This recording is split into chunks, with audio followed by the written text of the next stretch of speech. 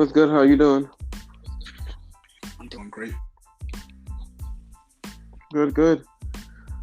So, welcome to Team C of the Day. Thank you for joining me. Thank you for having me.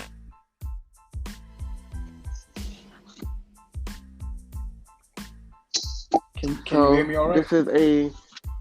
Yeah, I hear you. You hear me? Not clear. So this is a world-renowned R&B singer. So how did you get into singing? Oh, man. As far as singing, I think it kind of took a life of middle school. When I was really just introduced to like gospel music. My mom, she took us to a new church, and I was introduced to it there. To fall in love with it in high school. I mean, as I'm pretty sure you could probably remember, they, once they found out that I could sing, they had me doing practically everything related to singing. Practically like singing like that. So, and singing in the hallways, all that stuff like that. So, I think the love for it started in high school, but I was introduced to it a little bit earlier than in junior high school. So I want to give you your flowers because I definitely remember in high school where just the passion for music, just the love for it, and the vocals. The vocals are definitely one of a kind. And I've been listening to, of course, no problem. I've been listening to some of your music. So you fell in love with it in middle school. Mm-hmm. So when did you start writing? So when did you know that you had a talent, per se? So here it is. I've been,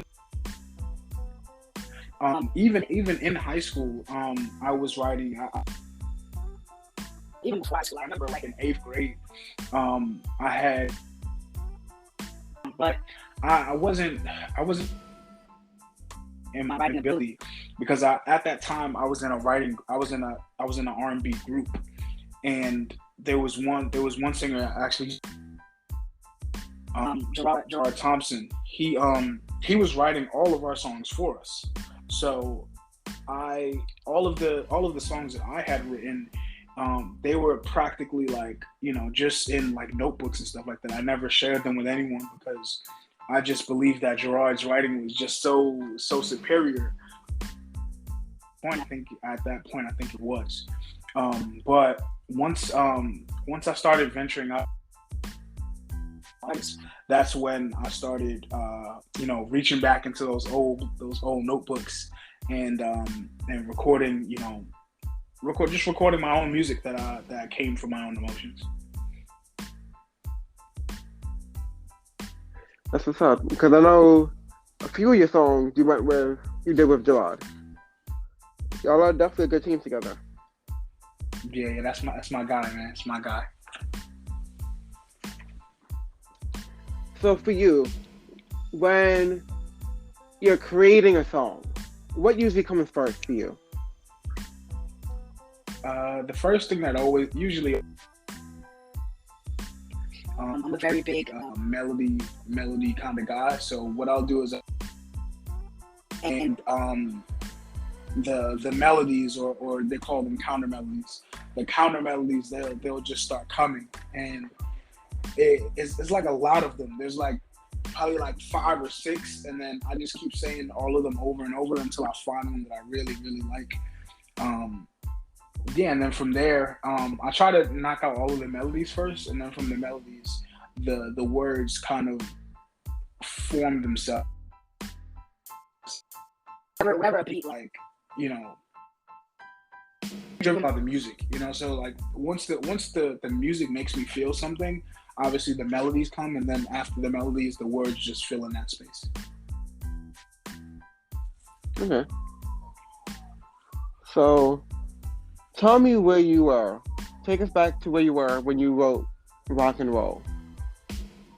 Ooh, that's a throwback. That's a throwback. Rock and roll. Where was I?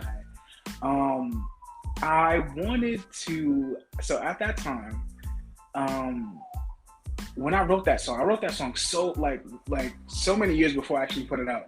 So at that time, it was like the advent of when how do you call it?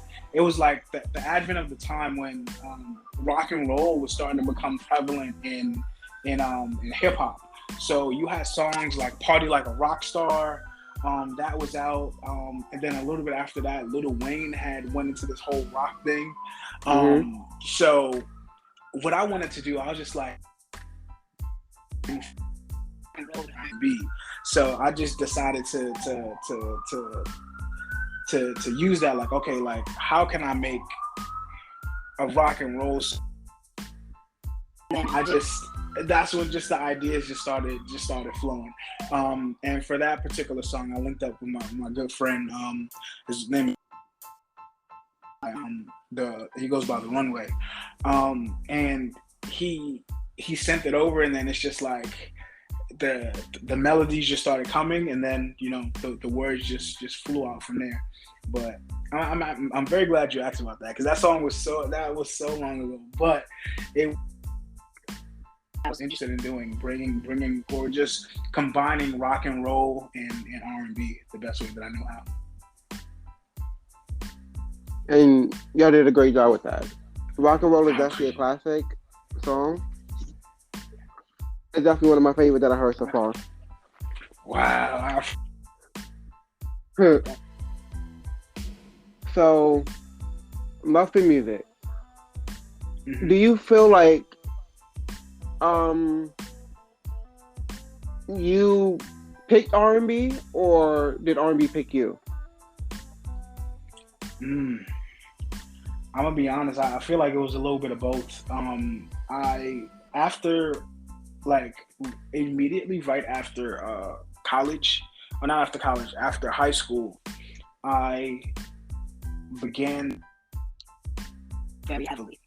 I was touring. I was singing backgrounds. I was in choirs. I was into the gospel field, and at one point I was just like, you know what, gospel is what I want to do. And I think I made the decision to choose R&B, but I think all along I was already destined to do R&B, because R&B is what gave me that foundation. It wasn't gospel, it wasn't any other genre. Hearing the passion in Drew Hill songs, hearing the passion from Cisco as he sung those Drew Hill songs, feeling something emotional for the first time ever with music when I heard Brandy sing a song was that "Have You Ever Loved Someone?" It was those emotions from R&B. It was those moments in R&B that made me fall in love with R&B. So I think R&B always chose me from the jump, but I had to make a decision to choose R&B for me to to take this road that I'm taking now. That's dope. So you mentioned some of the greats in R&B. Mm-hmm. So how do you feel the climate is for R&B now? I think R&B is going through a phase. You know how teenager, you go through like a little phase, like you try to like, right. But I think R&B is just going through a phase, as in spread its wings, trying to find itself again. Because I feel like, personally, I don't think there's anything wrong with the music that's coming out today. I do feel like a lot of it is miscategorized. I don't think a lot of the things that they call R&B is R&B, but that's fine.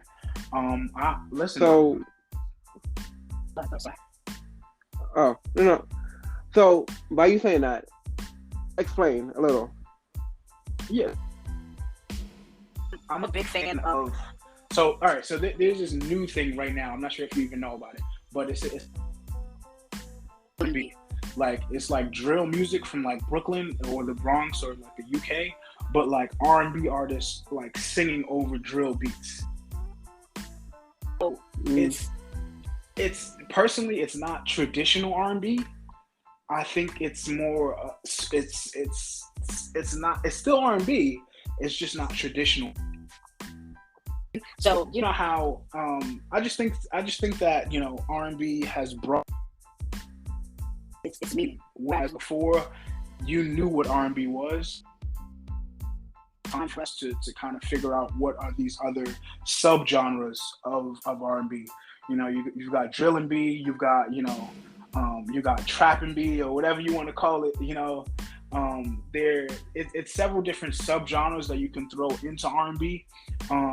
But personally, I like a lot of it. I'm not gonna lie. And a lot of people are surprised when I tell them that I like it. Like people like Ty Dolla $ign. I love Ty Dolla $ign. There's so many of these other like new people that's out that's doing what they call R&B. And I love it. But what I also want to say is there are new artists that are coming up who still kind of possess that old school traditional R&B sound. Like obviously her, Jasmine Sullivan, Lucky Day, so many of these other artists that are out now. They still have it. It's just we're inundated with all these other different subgenres of R&B. Yeah.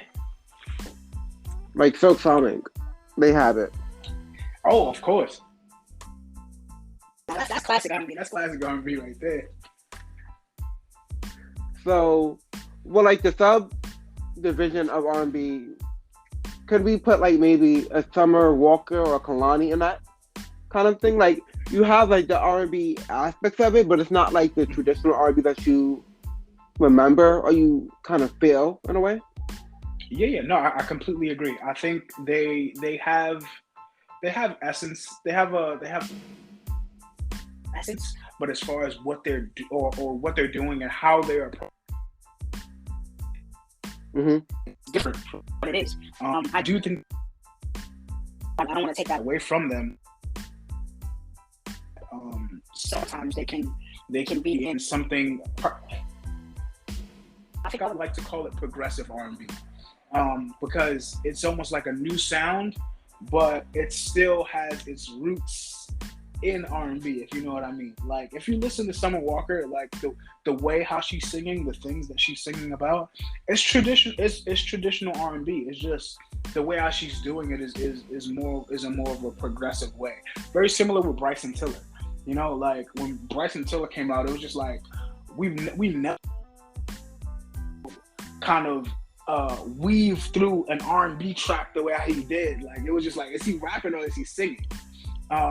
So I think it's more of a progressive type of R&B. Okay. So what artists do you feel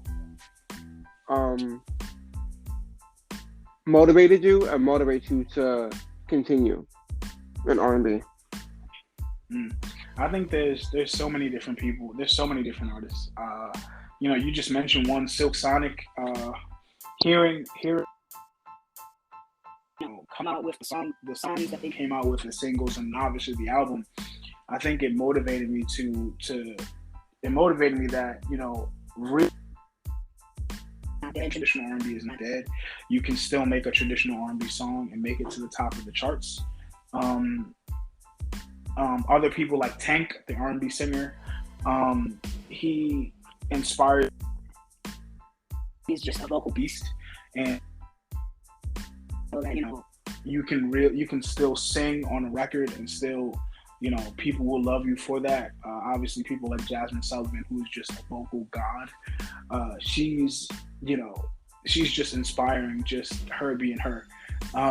She's just amazing. I can't even say enough about her.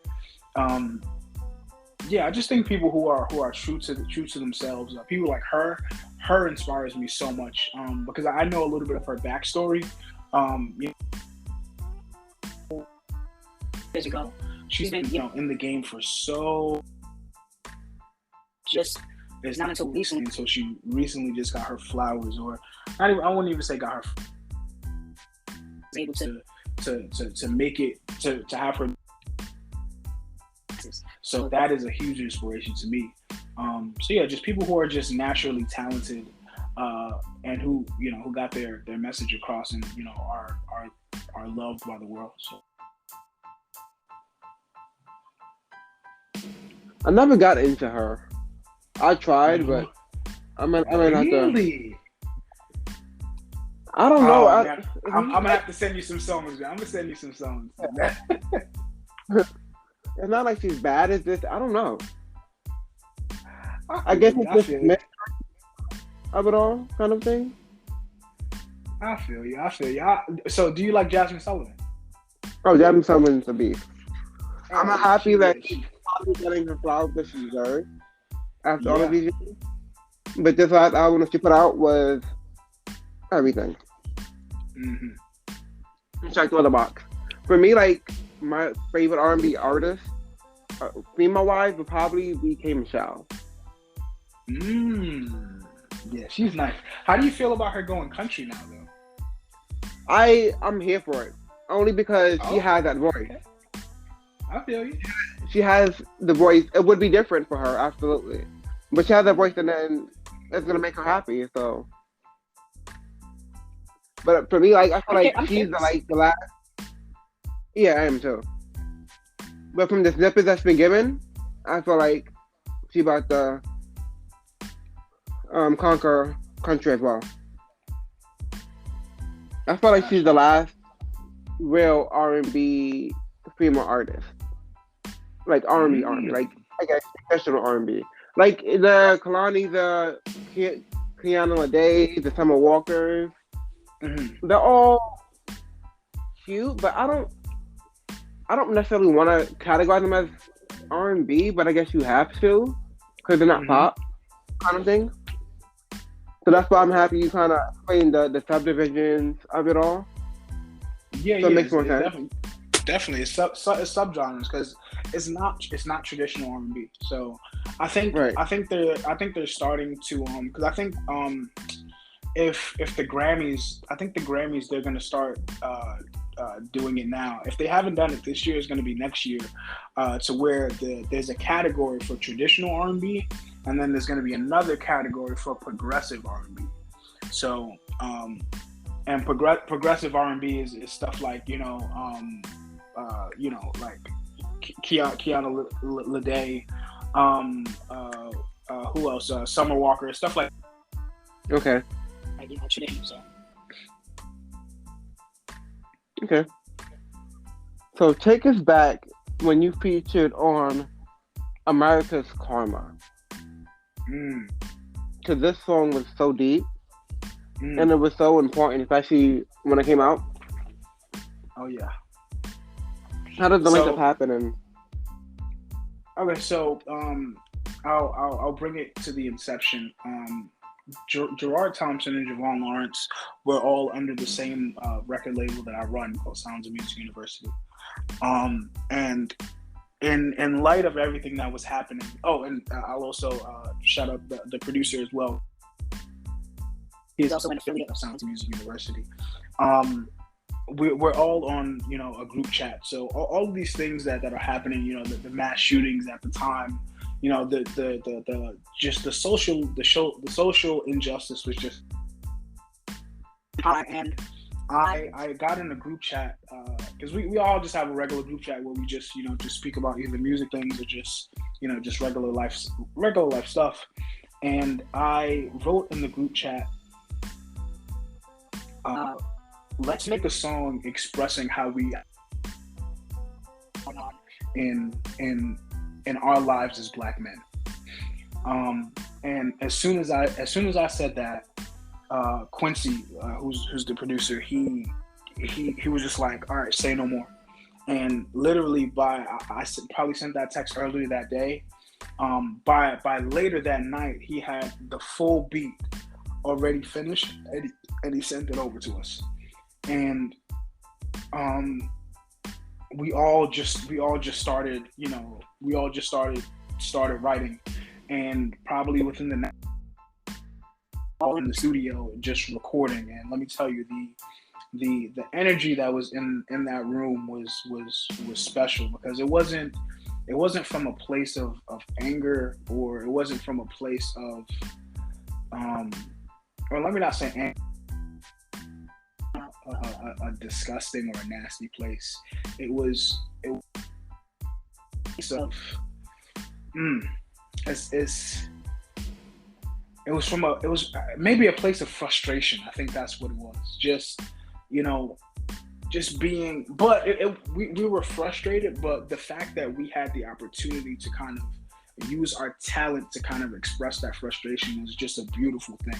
And that was the energy that was in that room. And I'm just happy that it was able to translate onto that song, because we came together, and I feel like we made a song that was really telling of just four Black men, who have been affected by the social injustice that has been going on in this country.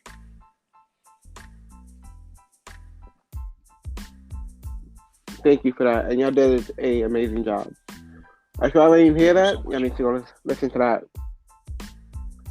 So, who would be your top? Yeah, I give you top five. Top five artists for you. Male and female? Mm-hmm. Okay. Top five, male and female. Jasmine, Tank,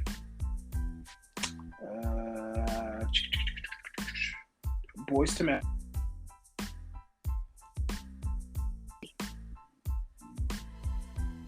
and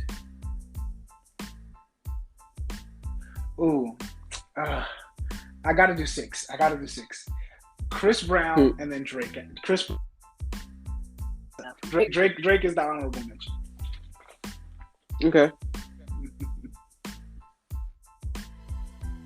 That's a dope list.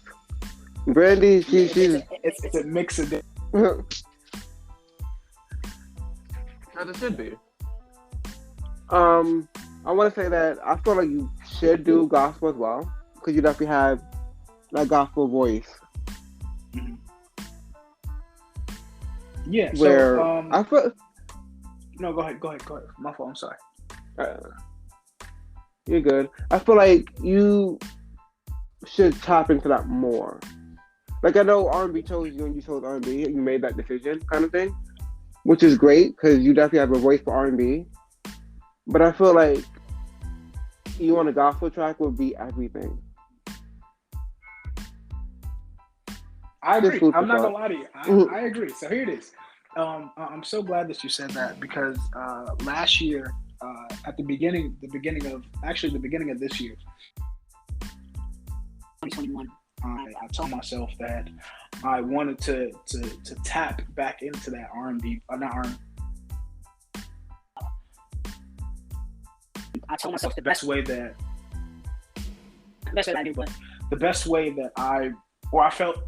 for me to tap into that field was writing. So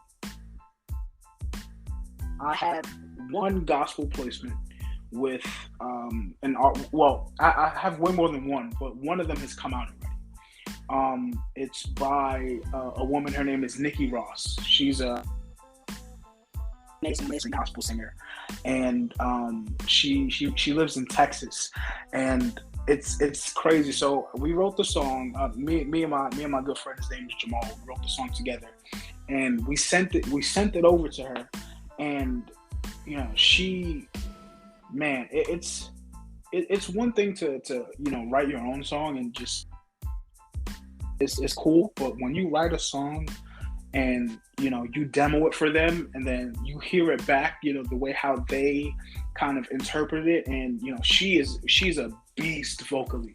So man, it much, and also I just felt like she did such an amazing job at how would you say it, like feeling the song and connecting, connecting with God to that song. And it was just amazing, and it just motivated. So I want to thank you for saying that, because it's just more motivation for me to continue to work with many other gospel artists, as well as R&B artists as well too. But it's definitely something that's new for me, but it is something that I have been consciously for the start of this year, and I started it, and the next year, I already know next year is going to be even bigger. Well, I definitely can't wait to hear what's coming up. So, tell us about Throw It Away. Woo! Throw It Away. Okay, Throw It Away. Ooh. I wrote Throw It Away. The same people who are on Gerard Thompson and Javon Lawrence. And to write breakup type of stuff. Three of us, we sat in a room, and we all spoke about heartbreak. And I really wish that I would have recorded that, because it's very rare that you see three men sitting together and just discuss how they've been wronged. It's something that's very vulnerable, and it's a real personal song for me, because it was the first time that I ever sat in a room with two other men, myself, Gerard Thompson, and Javon Lawrence. We just spoke about our own individual instances where our hearts were broken, and we turned those stories into this song, which is Throw It Away. And for me, this is the first time that I ever, I've ever done something so vulnerable in a song. So the song Throw It Away is very, very important to me, and the reason why I love it is because I feel like so many people can relate to it. Because everyone has been in a situation where they've gotten their heart broken, or they've been in a relationship where they felt like they were underappreciated or undervalued. So Throw It Away is a special song for me. So, explain your writing process, because for me, artists who don't really write, it hits different when you know that they're a writer. Oh yeah. So, explain your writing process. So, I write a lot from experience, but not until recently, I started to really write from my own personal feelings. And I know that it sounds a little difficult to kind of decipher. Before, my writing was very superficial. I would speak about things and events, but now this new music that I'm coming out with, like, the song What Is Love, the song Throw It Away, there's a new song that's going to be coming out at the top of the year that is another very emotionally driven song. This new wave of writing is just me tapping into my emotions. So I think my writing process is beginning to change, to whereas before it was very superficial. It was, all right, let's just put the best song together, and that was the primary focus before. Whereas now the focus is to be as vulnerable as possible, and to get out as many emotions as possible, and then secondarily, how can we turn this into an amazing song. So yeah, I think that's how my writing process has changed over time. Okay.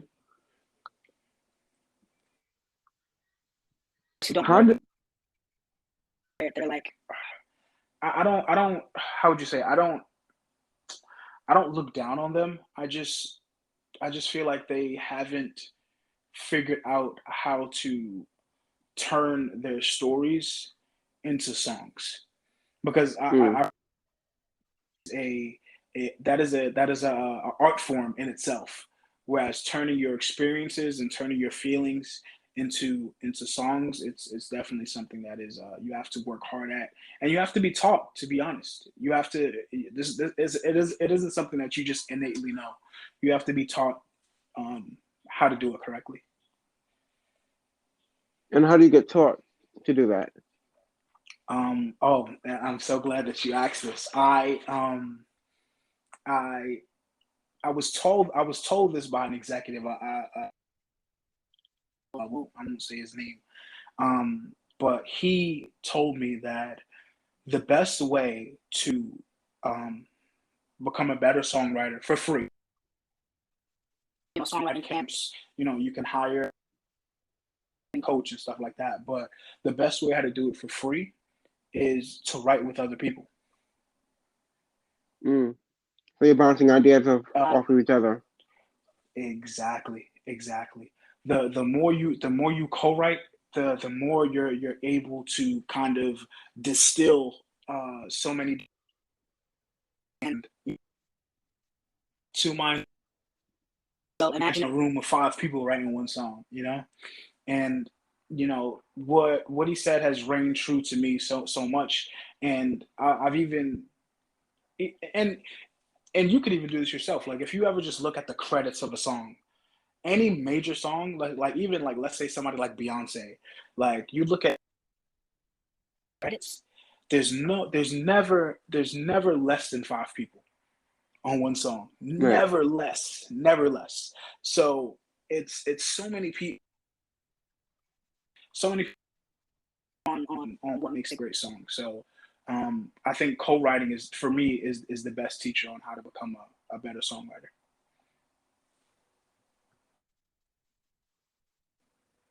So bring us to the time when No Reasons came out. Oh man, no reason. Okay, no reason was essentially the first song that I ever released on all streaming platforms. Mm. Now I have, yeah. So now there's a little backstory to that. I won't get 100%, because even though this is a this is a show about tea. I won't give you all the tea. I'll give you a little bit, but I'll give you I'll give you Hmm. some of it. Um, I was in a certain contract. Let's just say that. Okay. When the song came out, it was, how would you say it? It was my first song that was ever on all streaming platforms, Apple Music, Spotify, all those places. And at the time, it was me and another co-writer who wrote the song. Big shout out to Isaiah Dunmore. He's an amazing writer. We wrote the song, uh, and essentially, me and the people I was in contract with, we had a falling out. So essentially, the song was taken down, but they didn't necessarily own the song. They just owned they We were just in contract together. So anything that I put out was technically a part of the agreement. So the song had to come down, and that's the reason why I put it out on my first album, because myself and Isaiah Dunmore technically still own the song. But as far as the creative side of the song, um, what Isaiah and I really wanted to do is just speak about how, essentially, just how to be a gentleman, like how to, how to really court the person that you're interested in, So I think, for me, that's what I really want my music to embody, is just speaking about the real things in life, and speaking about things that are relatable. um, and to me, it's one of my favorite songs to perform, because so much, because who doesn't like to be catered to, who doesn't like to be pampered? So I think I just love that song. It's one of my favorites, to be honest. So, a question. Do you feel like, especially for, I guess, in my opinion, I feel like when R&B artists, usually the music is mostly about heartache or pain. Do you feel like it's hard to then come out with something happy? Yes, I think. Okay. I wouldn't necessarily say hard. I just think that the it's so here it is. I was all right. I'll go back. In college. I was a psychology major, and one of the things um, that they taught me was people they often remember pain a lot more deeper than they remember something that brought them great joy. So people are naturally tuned um, to remember trauma way better than they're more likely to remember trauma than to remember joy. So I think that is what it is. That's what stemmed, or not what stemmed, but that's what makes it easy to write about heartache. Would be your feature that you would want the most, and why? I think I'm extremely torn. I think for creative my creative side and my vocal and my R&B side, it would be to have a duet with either jazz or Okay. would be filled with so much joy if that happened. But I think just on a business side, I think the go-to feature would have to be Drake. Drake? Yep. Okay. I can see that.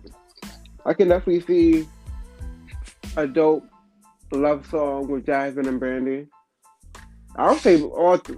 I'll say all three of them, right? because I know that Jasmine and Brandy's supposed to be cooking something up. I think possibly. That'd be amazing. So you never know. I can picture it. I can see it already. Speaking it into existence, man. You got to. So far in your career, what is your biggest takeaway? I would say create often, and don't be afraid of failures. I think those two things are, for me, they're paramount. I think creating is something that I love to do, and I think the more that I do it, the better I become. So I think anyone who's looking to either be like a singer or a rapper or anything creative, like I keep even with you, like just doing podcasts, like this is creative, coming up with all these questions and stuff like that. I think consistently over and over and over again, you're only going to get better at it. So I think that will be the one takeaway that I've learned or am still learning just about being a creative, is just doing it consistently. And then the second thing is just not fearing anything, like just going for it. Like early on in my career, I let so many things stop me just out of fear. Fear and self-doubt, and worrying about worrying about what somebody else is gonna think, like this, that, and the third. And it's just like, no, bro, like they're gonna talk regardless, so you might as well fulfill your heart's desires while you're here. I read a quote today that said, I want to die empty. I want to die with all of my thoughts, all of my passions, all the things that I had on my mind out, You know, like they're not. The last thing I'll say about it is I personally feel like God, and not to bring not to get all like spiritual with this, but I think God wouldn't have put these ideas, these thoughts, these feelings in you for them to He put them in you For them to say that, right? Yeah. He didn't put them there. He didn't put them there to stay there. He put them there for you to listen it, for you to get them out, for you to let that light shine, for you to let these thoughts and let these things that He's given to you show everyone that it's okay to dream. It's okay to pursue your passion. It's okay to it's okay to launch that business. It's okay to start that podcast. It's okay to record that album. So I think, man, for me, it's just getting over that initial fear about what will people think of me. Like, just go ahead and do that, man. And that's some good gems. So, can we hear a little snippet of something new, something old? I got you. I'll sing a little bit of Throw It Away. Just a little bit of. How could the person I gave all of my love to just throw it away? Throw it away, yeah. How could the person I gave all of my love to just throw it away?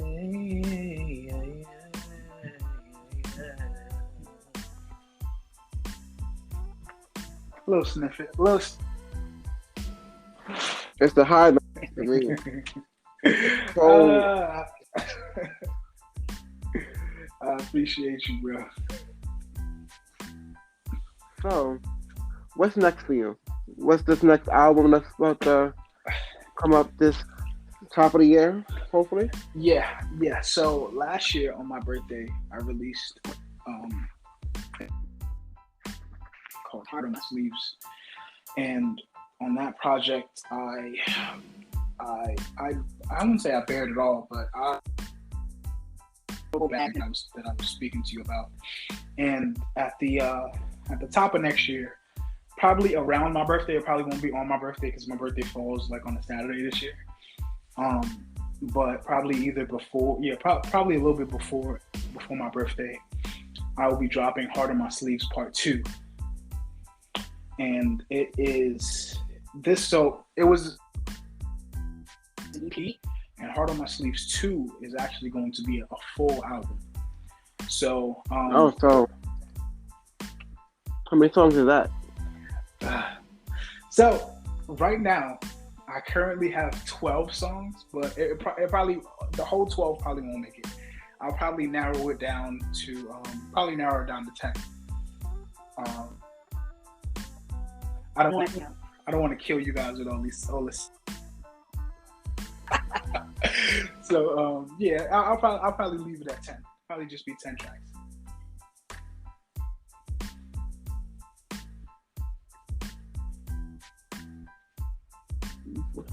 Ten is a good number, but I do feel like 12 is the right number.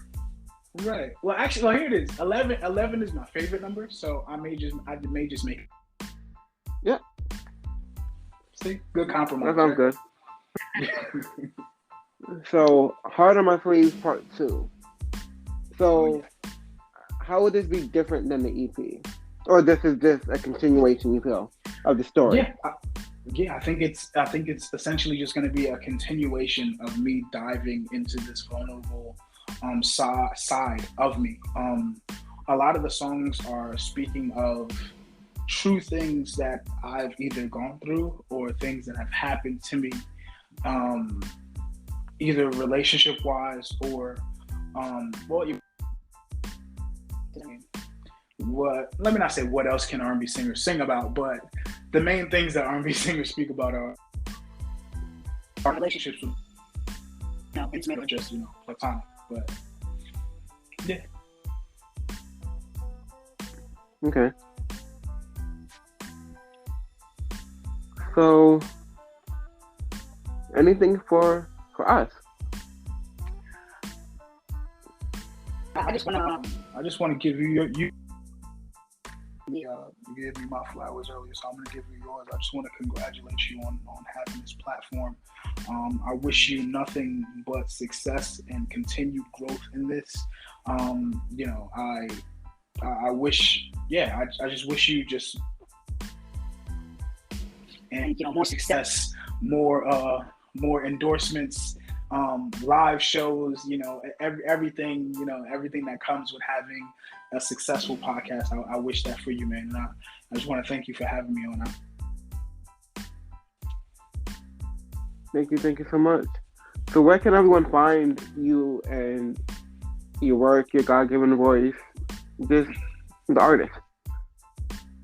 I got you. If you're on Instagram, you can find me at Winston Ward Music. And if you want to listen to any of my music, you can just type into your favorite place where you listen to music, whether that's Apple Music, Spotify, LimeWire, and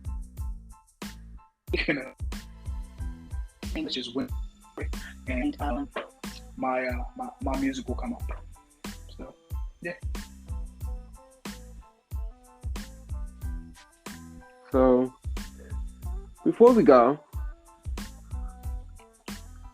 can we just get a little sample of I Wanna Be? Yes. Ooh, you know, I'm gonna be real with you. I haven't sung that song in years. Hold on, let me pull up my lyrics on this, man. Hold on. Baby, you don't. Oh no, actually, I'm gonna just sing the chorus. I wanna be yours. I wanna be yours. I wanna be yours. I wanna be yours. Oh no. I wanna be yours. I wanna be yours.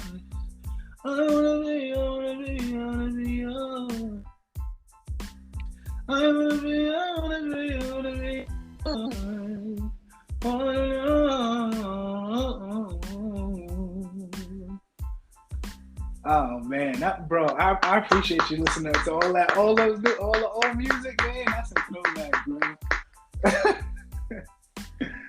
Oh man, I appreciate that, bro. Well, ladies and gentlemen, that was Winston Ward. Thank you for everything, much support.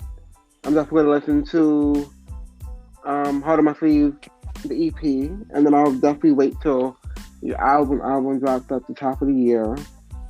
And this has been an amazing episode. This was episode 14 of season 3 of my podcast. And just thank you for wanting to hop on and share your talents, give some gems, and just give us the real about being an artist. No problem at all, man. Hey, listen, anytime you want to have me back, I'll be back, bro. Thank you so much.